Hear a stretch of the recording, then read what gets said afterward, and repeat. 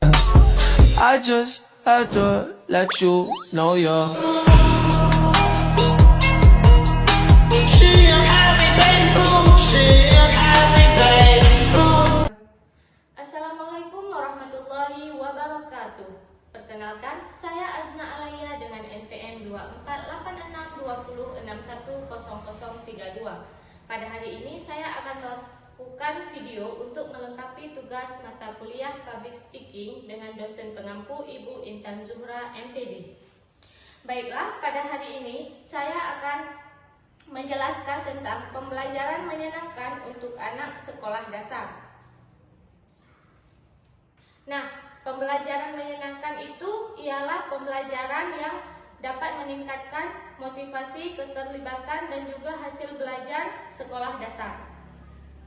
Nah, pada presentasi kali ini saya akan menjelaskan bagaimanakah pembelajaran menyenangkan dapat membantu untuk meningkatkan motivasi serta semangat para peserta didik. Nah, pembelajaran menyenangkan itu juga disebut dengan joyful learning. Apa sih poin utamanya? Yaitu pembelajaran menghadirkan suasana yang gembira dan aktif, mengurangi kecemasan siswa dalam belajar, serta membangun emosi positif agar otak bekerja dengan optimal, dan juga ada unsur bermain yang dapat dimasukkan ke dalam pembelajaran tanpa mengurangi kualitas akademik. Nah, jadi joyful learning ini adalah pembelajaran agar anak lebih efektif dan senang karena mereka terlibat secara langsung. Nah, mengapa pembelajaran itu harus menyenangkan? Suasana belajar yang menyenangkan itu dapat membantu siswa lebih fokus dan juga tidak mudah stres.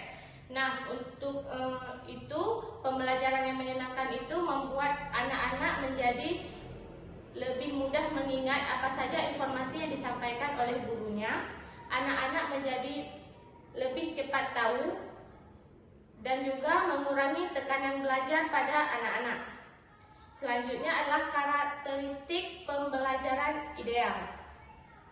Ada 3 karakteristik utama pembelajaran ideal, yaitu aktif.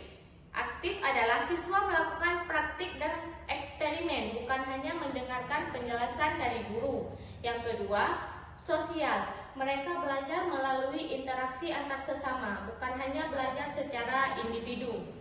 Yang ketiga ialah pembelajaran yang bermakna, yaitu materi yang disampaikan harus berkaitan dengan kehidupan sehari-hari siswa. Nah, selanjutnya ialah peran guru pada abad ke-21. Guru sekarang bukan hanya satu-satunya sumber ilmu.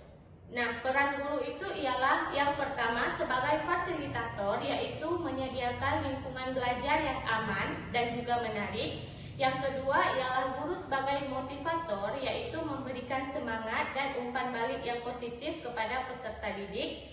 Yang ketiga ialah kurator media, yaitu memilih teknologi ataupun media pembelajaran yang sesuai dengan kebutuhan siswa. Nah, guru itu bisa menjadi pembimbing yang membantu siswa untuk menemukan pengetahuannya sendiri. Nah, selanjutnya ialah efektivitas game-based learning, yaitu mempunyai dampak positif, yaitu untuk meningkatkan motivasi, meningkatkan keterlibatan kelas, membantu pemahaman konsep, dan juga meningkatkan ketuntasan belajar. Contohnya ialah seperti diadakan kuis interaktif, game edukasi, serta word wall. Jadi anak SD itu jadi lebih tertarik untuk belajar melalui aktivitas belajar sambil bermain. Selanjutnya ialah tahapan implementasi strategi. Ada 4 tahapan pembelajaran yang menyenangkan. Yang pertama ialah preparation, yaitu mengetahui gaya belajar siswa. Kita sebagai calon pendidik harus tahu, misalnya si A gaya belajarnya gimana, si B gaya belajarnya gimana, sehingga kita dapat menyesuaikan pembelajarannya sehingga mereka mudah memahami. Yang kedua, kontekstualis, yaitu menghubungkan materi dengan kehidupan nyata. Ini ialah misalnya pada pembelajaran matematika, kita menjelaskan materi dengan kehidupan nyata mereka sehari-hari, misalnya ketika jual beli atau apapun. Ketiga, gamification, yaitu menggunakan tantangan. Jadi murid-muridnya merasa tertarik untuk melakukan pembelajaran karena ada tantangan, skor, dan juga apresiasi dari guru.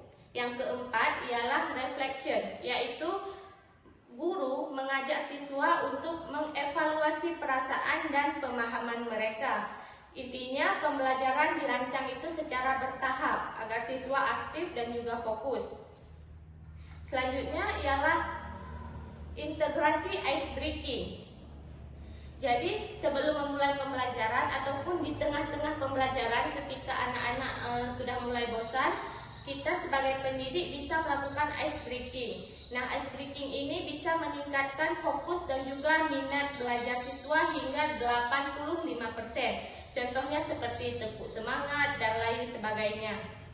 Nah, aktivitas ice breaking ini dapat mengembalikan energi siswa saat mereka mulai bosan dengan pembelajaran. Nah, selanjutnya ialah statistik keberhasilan riset. Nah, data penelitian menunjukkan bahwa pembelajaran menyenangkan terbukti memberikan dampak nyata terhadap hasil belajar. Jadi mereka menjadi semakin semangat untuk ke sekolah, mereka semakin paham tentang materi yang diajarkan oleh guru-gurunya. Selanjutnya, pembelajaran di luar kelas. Nah, pembelajaran di luar kelas ini bisa memberikan pengalaman langsung, membuat pembelajaran menjadi lebih nyata, serta meningkatkan rasa ingin tahu siswa. Contohnya mengamati lingkungan di sekitar sekolah untuk melakukan praktek pelajaran IPAS. Selanjutnya, paradigma tradisional versus joyful learning, yaitu perbandingan dua pendekatan belajar. Kalau tradisional, siswa fokus hafalan, siswa membuat suasana siswa belajar menjadi tegang dan hanya memakai buku. Sedangkan joyful learning, fokus pemahaman, siswa menjadi lebih aktif, suasana kelas menjadi lebih terkontrol, dan juga bisa melibatkan permainan dalam pembelajaran. Nah, berdasarkan pembahasan yang telah dipaparkan, dapat saya simpulkan bahwa pembelajaran menyenangkan ataupun joyful learning sangat penting diterapkan pada siswa sekolah dasar.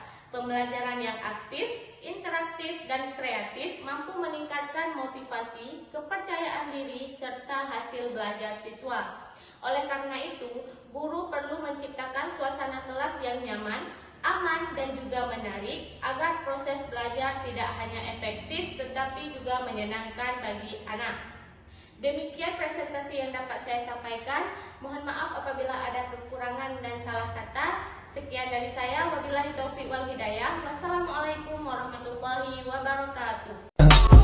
I just had to let you know you're